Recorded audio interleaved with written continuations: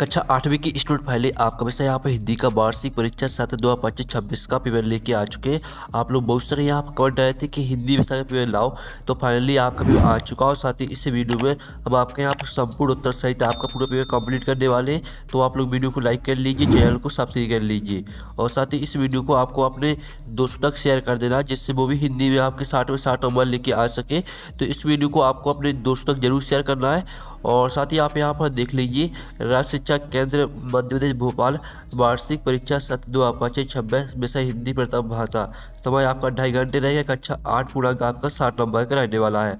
और साथ ही आपको बता दें कक्षा 8वीं के आपको यहाँ पर वार्षिक परीक्षा के सभी विषय के पेपर आपको हमारे चैनल पर मिल जाएंगे। हमने सभी विषय के डाल दिए हैं। तो चलिए इस वीडियो में हम आपका विषय हिंदी का पेपर कंप्लीट कर लेते हैं। आपके बहुविकल्पीय प्रश्न आते हैं 1 से 5 तक। निर्देश आता है सही बेकार चुन का उत्तर लिखिए। प्रत्येक प्रश्न के लिए 1 अंक आपका निर्धारित है। तो प्रश्न पहला आता धुआंधार किसका नाम है? तो आपका ए आता जलप्रपात और बी आता नौकायान का, सी आता संगम का और डी आता डेल्टा का। तो यहाँ पर धुआंधार किसका नाम है? ठीक है, तो जो आपका यहाँ पर धुआंधार है वो आपका जलप्रपात है। तो जलप्रपात आपका राइट आंसर हो जाएगा। फिर आपका दूसरा आता मोहन के सत्याग्रह में उसका साथ किसने दिया? तो आपका यह था माँ ने और बी था पुलिस चाचा ने और सी था मित्रों ने और डी था दूध वाले ने।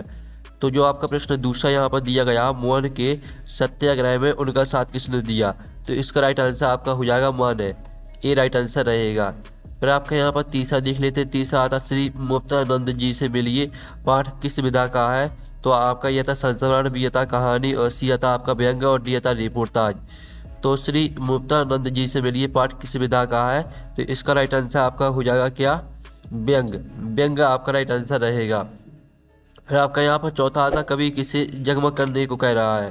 तो आपका यह था स्वयं को, बी था संसार को, सी था घर को और डी था विद्यालय को। तो कवि किसे जगमग करने को कह रहा है? तो इसका आंसर आपका जो रहेगा वो आपका हो जाएगा संसार को। फिर आपका यहाँ पर देख लेते हैं पाँचवा, प्रतिदिन शब्द में कौन सा समास है? तो आपका यह था तत्पुरुष समास, बी था अव्यय समास, सी था आपका द्वंद्व समास और डी था आपका कर्मधारय समास। तो जो प्रश्न 5 दिया गया प्रतिदिन शब्द में कौन सा समास है, तो इसका उत्तर आपका यहाँ पर जो रहेगा वो अव्यय समास हो जाएगा। ठीक है, इस तरह से जो आपके सही विकल्प दिए गए थे 1 से 5 तक वो आपके कंप्लीट हो जाते हैं। आपने अच्छे से याद कर लिए होंगे। अब चलिए आपका नेक्स्ट प्रश्न देख लेते हैं। रिक्त आते हैं 6 से 10 तक। निर्देश आता है नीचे दिए रिक्त स्थान पूर्ति कीजिए। प्रत्येक प्रश्न के लिए आपका 1 अंक निर्धारित है। तो प्रश्न 6 आता है गांधी जी का डॉट डॉट चिकित्सा पद्धति पर विश्वास था। तो यहाँ पर गांधी जी का आपका प्राकृतिक चिकित्सा पद्धति पर विश्वास था। तो प्राकृतिक आपका इसका उत्तर हो जाएगा। ठीक है, 6वें का। फिर आपका जो यहाँ पर 7वां आता तान से न तन्मय होकर डॉट डॉट की साधना की। तो तान से न तन्मय होकर आपकी संगीत की साधना की। तो संगीत आपका इसका उत्तर हो जाएगा। और फिर आपका 8वां आता भेड़ा घाट में नदी डॉट डॉट बहती है। भेड़ा घाट में डॉट डॉट नदी बहती है। तो भेड़ा घाट में आपकी नर्मदा नदी बहती है। नर्मदा आपका यहाँ पर राइट आंसर हो जाएगा। फिर आपका 9वां देख लेते हैं। भारत ने विश्व को डॉट डॉट का संदेश दिया है।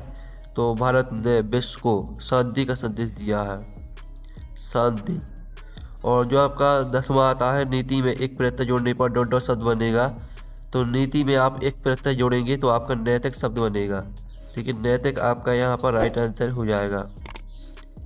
इस तरह से जो आपके यहाँ पर रेगिस्तान वो भी कंप्लीट हो जाते हैं। पहले का आंसर आपका प्राकृतिक, ठीक है, 7वें का आंसर संगीत, 8वें का आंसर आपका नर्मदा और 9वें का आंसर शांति और 10वें का आंसर नैतिक। अब चलिए अति लघु प्रश्न आते हैं 11 से 16 तक। तो 11वां आता महाराजा सत्यसाल क्यों अविस्मरणीय है? ठीक है, ये आपके 2-2 नंबर वाले प्रश्न आते हैं, तो ध्यान से आपको देखना है। आप देख लीजिए महाराजा छत्रसाल अपनी वीरता, साहस और बुंदेलखंड की स्वतंत्रता के लिए किए गए संघर्ष के कारण अविस्मरणीय है। फिर आपका शिवाजी ने किसके विरुद्ध तलवार उठाई थी? तो यहाँ पर शिवाजी ने औरंगजेब के दमन और अत्याचार के विरुद्ध तलवार उठाई थी। फिर आपका 13वां था कभी भारत में कौन सा मंत्र भरने की बात कह रहा है? तो इसका आंसर है कभी भारत में नव स्वतंत्रता का अमृत मंत्र भरने की बात कह रहा है। फिर आपका 14वां था वसीयतनामे में जायदाद कितने पुत्रों को बांटने का संकेत था? तो इसका आंसर रहेगा वसीयतनामे में जायदाद 3 पुत्रों में बांटने का संकेत था। फिर 15वां आता है कुमार गंधर्व का वास्तविक नाम क्या था? तो इसका उत्तर रहेगा कुमार गंधर्व का वास्तविक नाम शिवपुत्र सिद्धरमैया कोमकली था।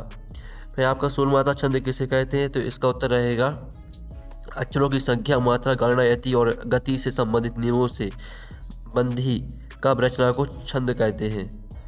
अब चलिए आपके यहाँ पर अति लघु उत्तरीय प्रश्न कंप्लीट हो जाते हैं। अब आते हैं आपके लघु उत्तरीय प्रश्न। ठीक है, तो निर्देश आता है नीचे दिए गए प्रश्नों का उत्तर 30 शब्दों में लिखिए। प्रत्येक प्रश्न के लिए आपका 3 अंक निर्धारित है। तो 17वां था, गोरे व्यापारियों को भारतीयों से ईर्ष्या क्यों होने लगी? तो इसका आंसर रहेगा दक्षिण अफ्रीका में भारतीय व्यापारियों ने अपनी मेहनत और व्यापारिक सूझबूझ से अच्छी सफलता प्राप्त कर ली थी। उनकी व्यापारिक उन्नति और प्रतिस्पर्धा को देखकर गोरे व्यापारियों को अपनी सत्ता और मुनाफे का डर सताने लगा, जिसके कारण वे भारतीयों से ईर्ष्या करने लगे। फिर आपका 18वां था, कुमार गंधर्व ने कौन कौन से रागों की रचना की? तो यहाँ पर कुमार गंधर्व ने संगीत के क्षेत्र में नवीन प्रयोग किए। उन्होंने अहि, मोहिनी, सहेली, तोड़ी और गांधी मल्हार जैसे नए रागों की रचना की। ठीक है, शिखर पर पहुँचा है, यहाँ तक याद कर लेना है। फिर आपका आता है यहाँ पर 19वां, रैदास ने भगवान से अपना संबंध स्थापित करते हुए किससे अपने को जोड़ा है? तो 19वें क्वेश्चन का आंसर देख लीजिए। ठीक है, संत रैदास ने भगवान को चंदन और स्वयं को पानी कहा है। उन्होंने भगवान को बादल तो स्वयं को मुर, भगवान को दीपक तो स्वयं को बाती और भगवान को मोती तो स्वयं को धागा मानकर अपना अनन्य संबंध जोड़ा है। फिर आपका 20वां था, अंग्रेजों ने बिरसा का दाह संस्कार सार्वजनिक रूप से क्यों नहीं किया? तो इसका उत्तर देख लीजिए। अंग्रेजी सरकार को डर था कि बिरसा मुंडा की मृत्यु की खबर सुनकर मुंडा जनजाति के लोग विद्रोह कर सकते हैं। बिरसा उनके लिए भगवान के समान थे। ठीक है, पूरा आपका यहाँ पर दाह संस्कार कर दिया, यहाँ तक याद कर लेना, स्क्रीनशॉट ले लीजिए। फिर 21वां आता है, वार्षिक परीक्षा की तैयारी की जानकारी देते हुए पिताजी को पत्र लिखिए। तो आपको यहाँ पिताजी को पत्र लिखना है वार्षिक परीक्षा की तैयारी की जानकारी देते हुए। तो ये रहा आपका पत्र है। पूज्य पिताजी, साधारण चरण स्पर्श से लेकर आपका पुत्र पुत्री तक यहाँ तक लिखना है। फिर आपका 22वां आता, निम्नलिखित रसों के स्थायी भाव लिखिए। करुण रस और भयानक रस, शांत रस का आपको स्थायी भाव लिखना है। तो करुण का आपका स्थायी भाव शोक हो जाएगा, भयानक रस का भय हो जाएगा और शांत रस का स्थायी भाव आपका निर्विध हो जाएगा। फिर चलिए आपका दीर्घ उत्तरीय प्रश्न आते हैं 23 से 26 तक।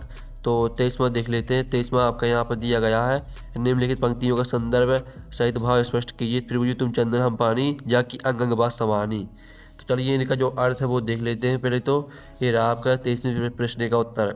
इन पंक्तियों में रैदास जी कहते हैं, ठीक है, आपकी जलती रहती है, यहाँ तक याद कर लेना है। फिर जो आपका अथवा वाला है, तो अथवा वाला दोनों में से एक करना है, तो हमने ऊपर वाले का आंसर आपको करा दिया है। अब चलिए 24वां आपका आता है, निम्नलिखित गद्यांश का संदर्भ प्रसंग सही व्याख्या कीजिए। आराधना, साधना और प्रार्थना ने संगीत को संजीवनी बनाया है। ठीक है, साधना की बजाय है, यहाँ तक पूरा पढ़ लेना है। अब इसका संदर्भ व्याख्या देख लेते हैं। आपका संदर्भ दिया गया या गद्यांश मध्य प्रदेश के संगीत की विरासत से लिया गया और साथ ही इसकी व्याख्या देख लीजिए। लेखक कहते हैं कि आराधना और कठिन साधना ने ही संगीत को जीवन देने वाली संजीवनी बनाया है। ठीक है, आपका वर्षा कराई जा सकती है, यहाँ तक याद कर लेना है। फिर आपका देख लेते हैं 25वां प्रश्न आता है, निम्नलिखित है, आपने गद्यांश को पढ़कर नीचे दिए प्रश्नों को उत्तर आपको देना है। ठीक है, तो आप ध्यान से यहाँ पर देख लीजिए। इसके जो प्रश्न वो हम यहाँ पर देख लेते हैं। ठीक है स्टूडेंट, तो जो आपके इसके प्रश्न रहेंगे वो आप यहाँ पर देख लीजिए। आपका यहाँ पर 4 प्रश्न रहेंगे इसके। उपयुक्त गद्यांश को उपयुक्त शीर्षक लिखिए और समय का सबसे बड़ा शत्रु कौन है, और कौन सा व्यक्ति श्रेष्ठ नागरिक बन सकता है, और समय का सदुपयोग कौन सा व्यक्ति कर सकता है। तो आप यहाँ पर देख लीजिए, ये रहे आपके समय का सदुपयोग या समय का महत्व, ये आपका शीर्षक रहेगा। खा वाले का उत्तर रहेगा आलस्य, और गा वाले का उत्तर देख लीजिए, वह व्यक्ति जो समय का सदुपयोग करता है सफल होकर एक श्रेष्ठ नागरिक बनता है, और घा वाले का उत्तर देख लीजिए। फिर आपका 26वें प्रश्न में निबंध लिखना है, तो निबंध आप अपने मन से कर लेना। ठीक है, इस तरह से जो आपका पेपर है यहाँ पर हिंदी विषय का वो कंप्लीट हो जाता है। इस वीडियो को अपने दोस्तों तक शेयर कर दीजिए, वीडियो को लाइक कर लीजिए, चैनल को सब्सक्राइब कर लीजिए। साथ ही आपको कक्षा 8वीं के वार्षिक परीक्षा के सभी विषय पेपर हमने डाल दिए, तो आपको सभी विषय के मिल जाएंगे। हम नेक्स्ट वीडियो में मिलते हैं। Thanks for watching.